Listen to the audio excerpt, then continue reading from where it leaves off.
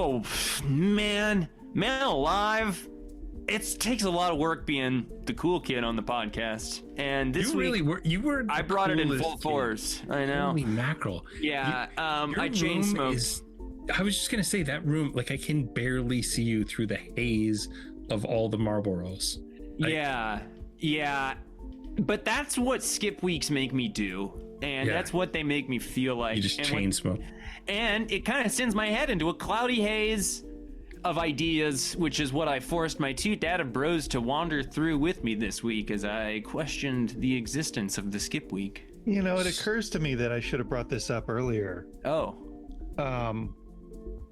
I think a skip week is different than a fifth week. I think it is. I was testing the waters at the beginning of this episode. Yeah, so ladies and gentlemen and droids of all ages, please slot in the term fifth week every time we say skip week, and take a drink every time we do it, because I think that the ending will be better for you by then. Oh, well, I'm going to do the thing. Are you ready? Yeah. An all-new Data Bros starts now. Coming to you from top-secret field offices worldwide, these brave men and women fight a battle for truth, justice, and good, clean data. These agents of change make up the Bureau of Records, Objects, and Standards. They are the Data Bros.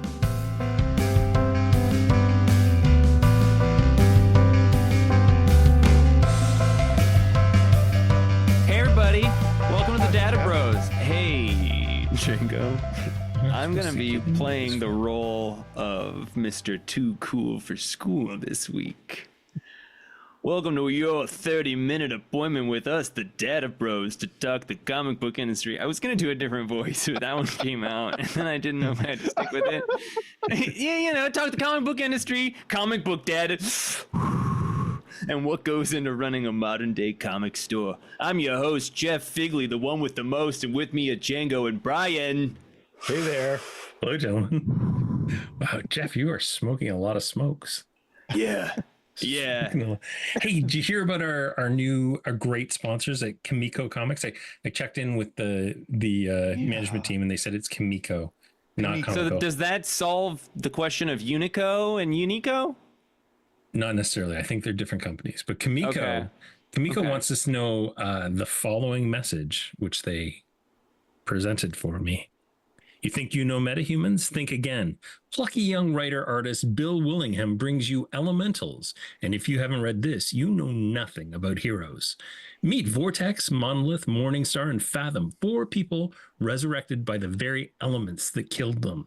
Now they control earth, fire, water, and air. It's backwards, though, like that. Yeah.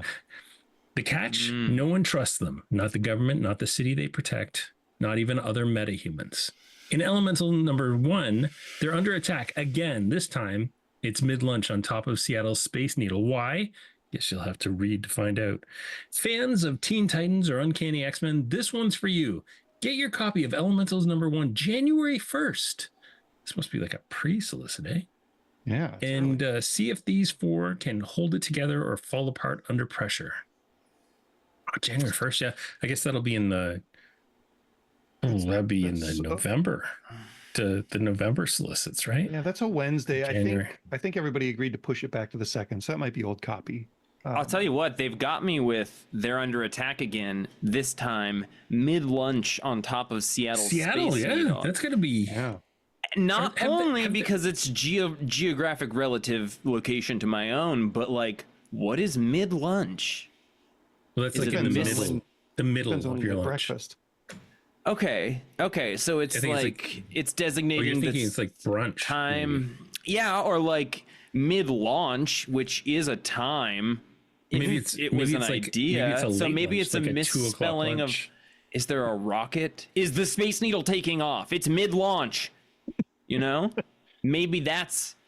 I will certainly read it. Bill Willingham. Interesting. If that's Bill Willingham Jr. Plucky young writer who includes that in there. I was given, guys. I got this copy, and this is just what I was told to read. It's like, come to the comics place, run by Django and Jeff, a plucky young entrepreneur and his Buddy, you're coming in hot. You're a little close to the mic, I think. Yeah. Coming in It's hot. just what a weird verbiage to use, Comico. That's my point. I'm Django and I have a full head of hair. Thanks for joining us for the Data Bros. Guys, I'm a little concerned that you're criticizing the sponsor, you know? Like, nope. Super grateful.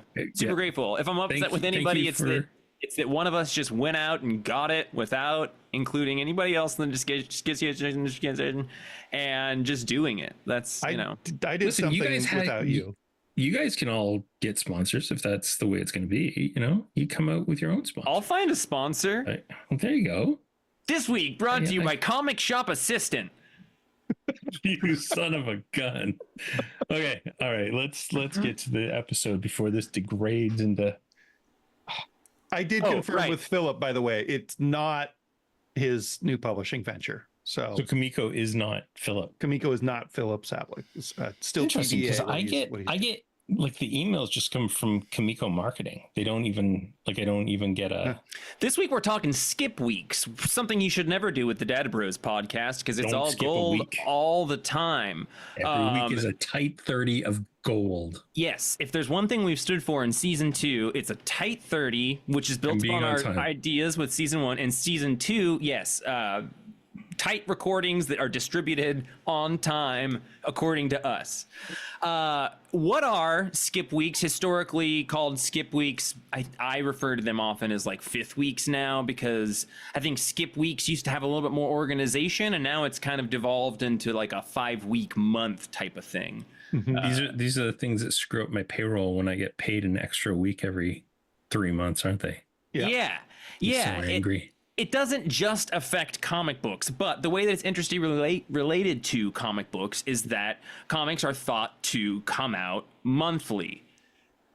But then what does that mean when there's 31 days or is there 28 days? It's calendar problems, everybody. How much are a month? I don't think the people who built the calendars were taking this into account. But, and I think the way the comic book contracts have evolved to be like, here's 12, you'll do 12 issues on a book, but it opens up all this gray area for like, how long is that actually going to take? And then you have fill-in issues. Anyway, these are all the things that skip weeks are involved with. But you two are both what we refer to as old heads when we're all smoking cigarettes out behind the school. And you have seen this, but I think you've also seen when the skip weeks had an organization that allowed it to make sense in a cool way. Yeah, like, and this would be coming from my just straight up memory, which is fuzzy at best. But I think that there used to be some pretty good organization around skip weeks to have related annuals appearing. Right. Usually, skip weeks. It would be annuals or specials usually. On the fifth week. Yeah, and a buttload of trade paperbacks. Like really? it kind of not in the old days, but kind of as things progressed and we started getting trade paperbacks, they would come out on that skip week a lot of the time. I think we should probably caveat this whole conversation with the fact that none of us are publishers and don't know all of the ins and outs about this. Every single one of them ghosted us with the invitations we sent out. We also did zero practical research on this, and this is all just speculative nonsense. So, yes. Oh, absolutely. But we can talk about how it affects the industry and what retail 100%. Stores do to combat it. You know, it's interesting, the idea that back in the day, you know, they were organized with annuals that would oftentimes be related to one another, and now the way that it becomes most clearly evident is on a month where there's going to be 5 Wednesdays, you just get slightly anemic weeks for all of the Wednesdays of that month, usually with the final one being the lightest and having the most, like you said, kind of like specials or one-shot things, and generally a higher paperback density as well. So the Jeff, last one we had was July, and the next one we'll have is October. And I don't want to nitpick here, but it's actually 5 Tuesdays, I think. It's not the release day. It's a different day that defines whether or not we get skip week. That's why I've never been able to plot it out correctly. Yeah. Yeah. Wow. So I guess the question I have for publishers at large is, why are comics monthly instead of every 4 weeks?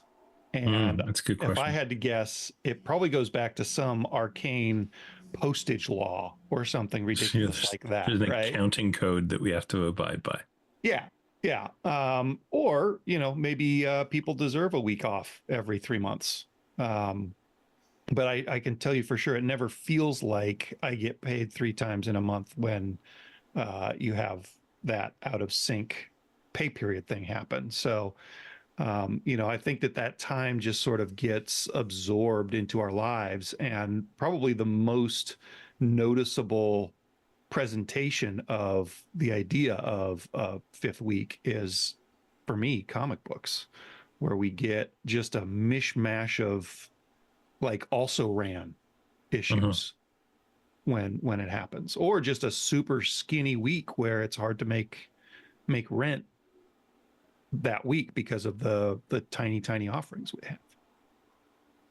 Yeah, and with so many, I mean, again, questions like Django just mentioned are the things that are coming to me for publishers, and like these contracts for stories. I would imagine it's usually a chunk of issues that they're writing, right? And in good faith, like a timeline is laid out, or maybe that's built into the contract. But like, it seems, like we're at a time where, with the way that the industry has shifted, it would be interesting, and maybe this is what's happening, exploring with, in the contract of each person's tenure on a book, the idea of like, okay, if it's going to be 12 issues, if we fall behind, like, should we plan to write 2 one-shots that would come out every 6 months with a fill-in artist to give the artist a break? Like, our contracts based on time and doing a comic every 4 weeks, which again, my brain is thinking about the changes of the industry, and just like 4 weeks, I think,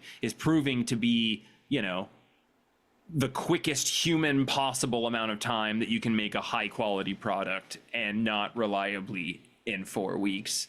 That's for a cohesive creative team though, right? Like, right. Yeah, exactly. Spider-Man is every other week or every 3 weeks, or right. just kind of as fast as they can shoot them out sometimes. Right. With a writer. And then at some point the artists are being selected far ahead of time, right? Because like we're getting, 4 issues of John Romita Jr., you get 2 issues of a fill-in, then you're back to like 5 issues of John.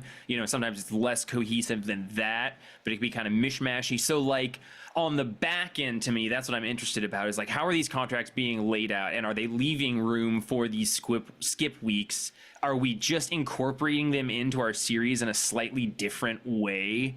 When we have an artist jam special or something in the middle of a run that the writer has written, is that taking into account skip weeks? Is that all just artist time to get a book out, which I would also support, because you got to give those artists time.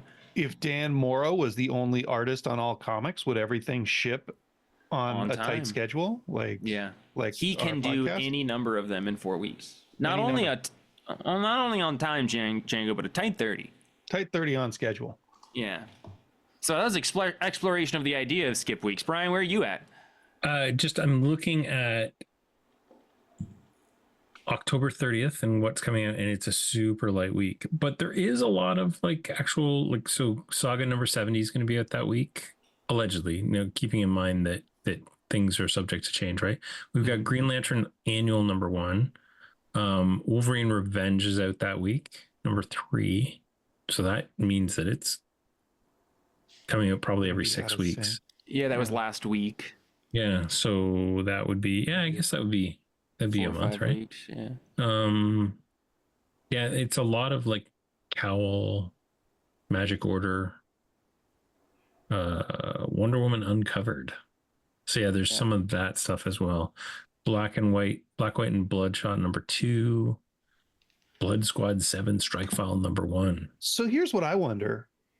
I know that publishers have somebody who does the schedule, and at DC, I think Vince used to be tightly woven into that, right? Yep. And he was telling me one time that he used to try to stagger Batman releases and stagger big releases. And he was saying, you got your week 1, your week 2, your week 3, your week 4. I wonder if that concept is more important to the publishers than it is to the readers. I think it is. I've never correlated the first week of the month with a comic book release, even when they were advertising it like that, in the 90s. And maybe it's because I kind of jumped in right around the same time that Wildcats #2 took 4 months to come out or whatever, and you know, things were late because you had those superstars doing comics that could just kind of get away with it because they were selling like gangbusters. But I wonder if the idea of needing to schedule week 1, 2, 3, 4, and then realizing that there's a number 5 every 3 months, if that's something that just needs to be thrown out because the fans don't care, and especially because we've polluted the cadence of comic books so badly in the last 5 years. And so I agree with everything you just said, and I think that the way that I think it absolutely is more important to them than us. They every couple of years somebody's like, oh, we want this to be Spawn week, and you got all your Spawn books this week, or I that's think the worst idea ever. Yeah, it's a lot of Spawn books. I think that it is just the way that publishers kind of have to conceptualize their releases, but I don't think it benefits the readers. I don't think they're organizing their time like that. And I think that you're seeing, publishers also adapt in alternate ways. Like you're looking at like Wolverine Revenge, and like more mini series exist now, and they probably exist in some effort to facilitate schedule filling like that. I think the idea of a long-running monthly series, there's much fewer of them than there used to be. But yeah, and then you always have tie-ins. Like there's always events going on. You can kind of dovetail it on there. But so that's why I bring up like contract negotiations, because like I would think that the paperwork is really like what are the ideas going into dictating that. So all of those publishers, get at us, talk to us about that. We want to know what that juicy gossip under the hood is. I'd love to hear from DataBrosInc.com.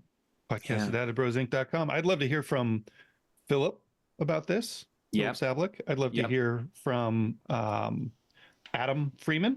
Absolutely. And I don't know why I haven't been able to think of Vince's last name since I Leterrio from Dynamite now.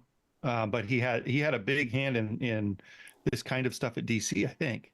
Yeah. Seems like it. Well, I mean, when I was a kid, I remember very distinctly that Detective was 2 weeks after Batman every month. Like it was back when you had to go to a drugstore to buy, and we'd get nickel candies and penny candies and tie an onion under our belt because it was the fashion at the time.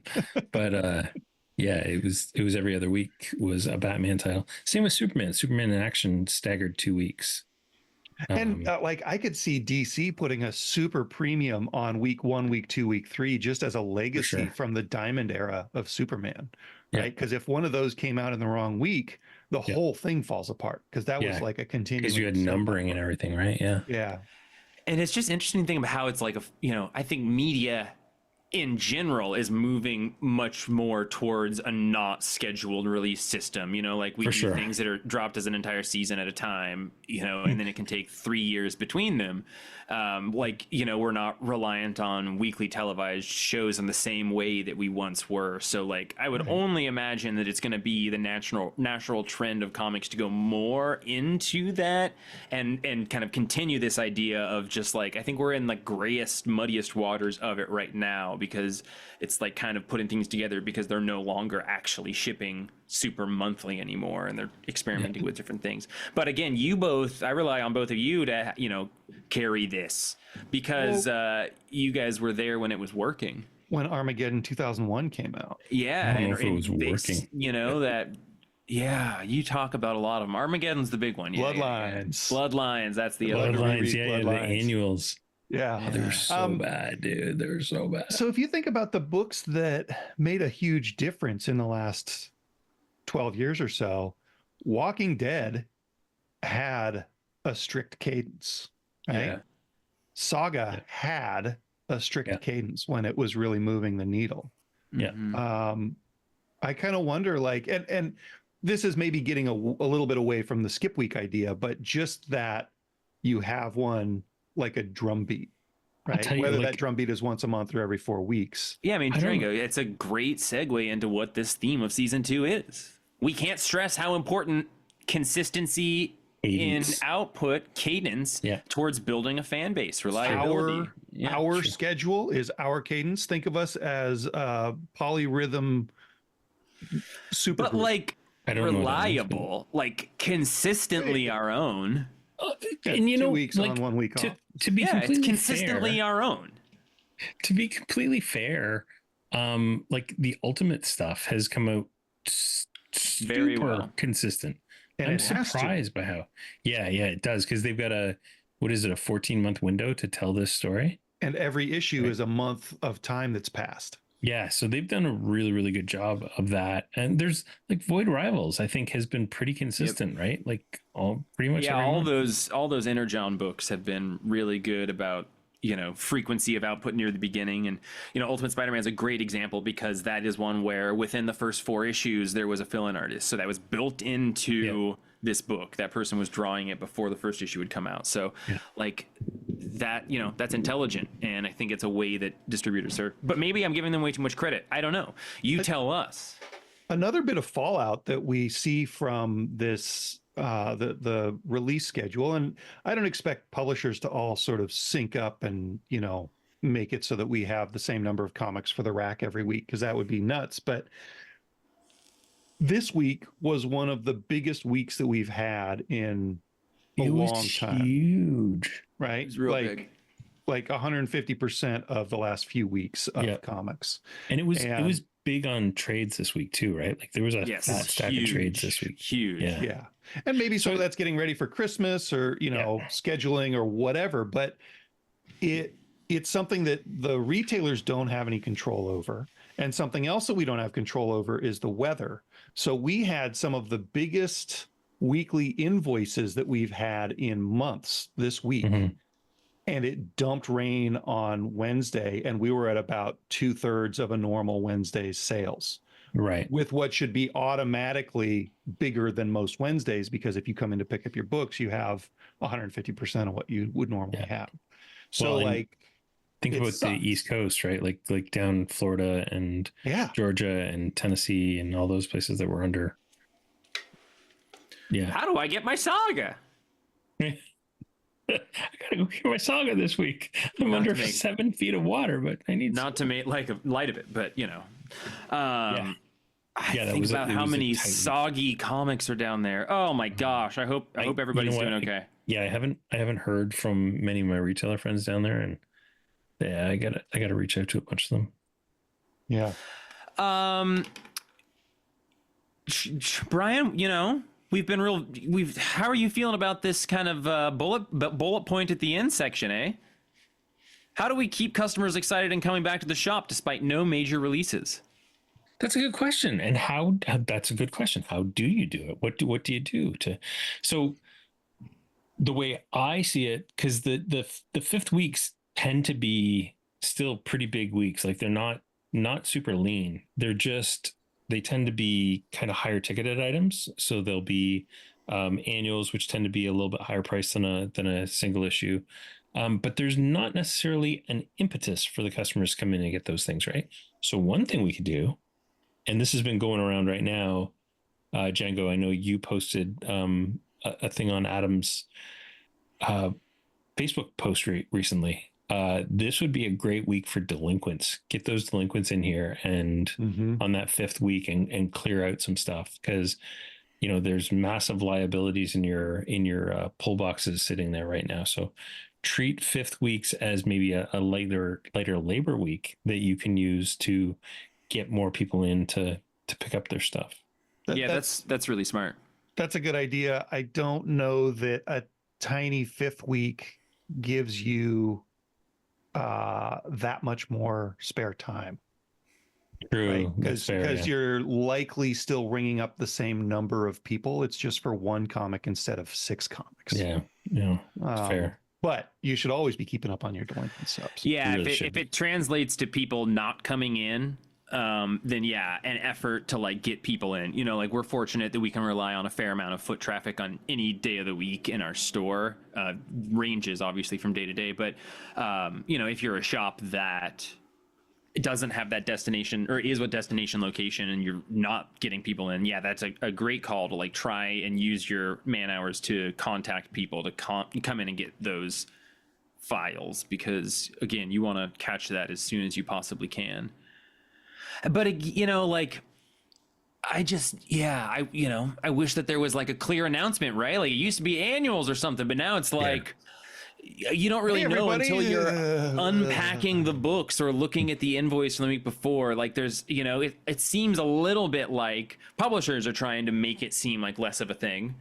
Yeah. So they're not making it really clear when it does happen, and they're using kind of Band-Aid things. So, you know, we've got in here just kind of what can be done to eliminate skip weeks. And I think they're a naturally evolving problem along with the industry, but I honestly think they've gotten better over the years. Like there's a lot less kind of dreck in there. Just looking at the July and the October ones, there are a lot more, like there's quite a bit of regular books in here, and there's a lot less of that kind of like, oh, here's a random green, no, never mind, there's a Green Arrow annual in the July one. Just like stick all your number ones on the fifth week. Yeah, that'd be a great idea. Or a couple big number ones, right? Like you know, and then that gives us 5 weeks before the next one. Yeah. What would be really great is stick your ultimate special in here in the October one, right? Because isn't there an ultimate special coming out about the Nick Fury like one. The 1 year kind of thing? Yeah, that would be a great fifth week thing, because that's going to get people into the store, which they can then clear out their back log. Yeah.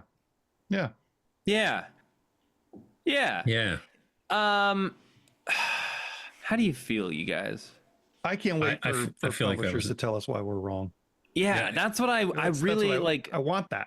I'm out here as a fact-finding mission, you know, and just kind of hypothesizing about what we think of what's going on. But, you know, I think it would help everybody to know a little bit more about the insides of it, so maybe we could have some more valuable input. We want to hear from them. Yeah. Where should they email us, Jeff? Well, that's the thing about hearing from people is we want it. Okay. We want to hear your voices. Don't be intimidated by how cool I was this episode. It was a character, and it will be another one next week. Okay. Don't forget to, you can do it all. You can do it all. Send us an email at podcast@databrosinc.com.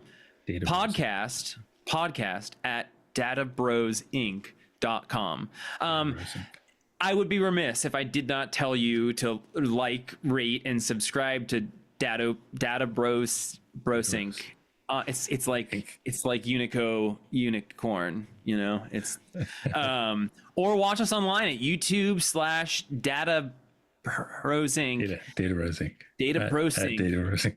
You'll find the data box. Oh man, you'll find the Data Bros and all of our projects at databrosinc.com. You can also learn about the comment standard. You can do it. It's important, and we need you.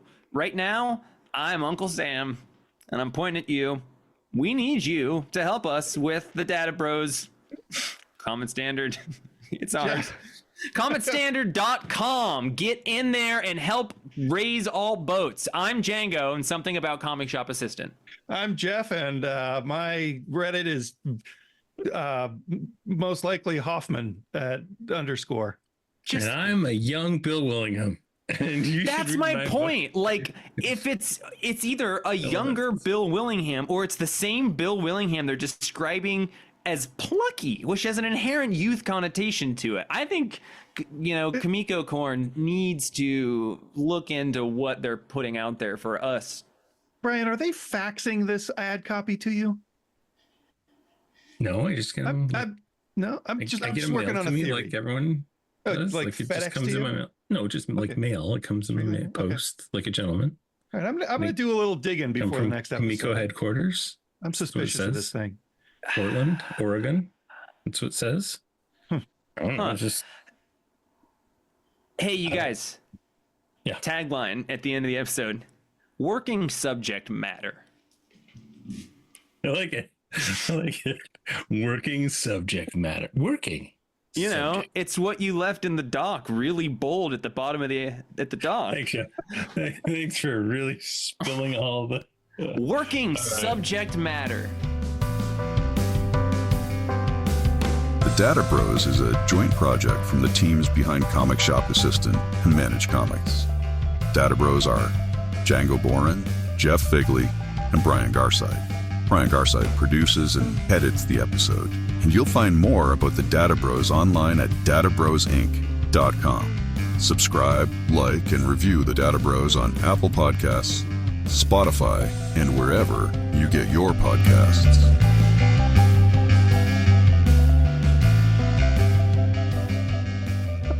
That's good. That's good. Working so well subject matter. It works so well. I love that we did an entire episode wrong. Well, no, I was like, when I started it, I was just like, all right, like they're the same thing or they're not. They'll tell me, you know. It occurred to me about 3/4 of the way through, and I was like, I'll just get it in the intro. What is a skip week? A skip week is no comics. That's what. Yeah. So right now between there's December and January kind of thing. Everybody's asking. Well, half of retailers are asking for skip weeks for Christmas and New Year's, and the other half are saying, my children will starve. Earthquakes will come for me. I was thinking that like annual weeks back in the day were called skip weeks, and now we call them fifth weeks. But yeah, you're right. They were called fifth weeks all the time. Yeah. Did we? Okay, right now, right. Just say fifth week. Fifth week, and I'll just like you. Fifth week. Fifth week. Fifth week. Fifth week. Fifth week. With a fifth week. Fifth week. Fifth week. Fifth week. Fifth week. All right, boys. I'm going to stop this recording. Fifth week. Yeah. Fifth week. Fifth week. Fifth week. Fifth.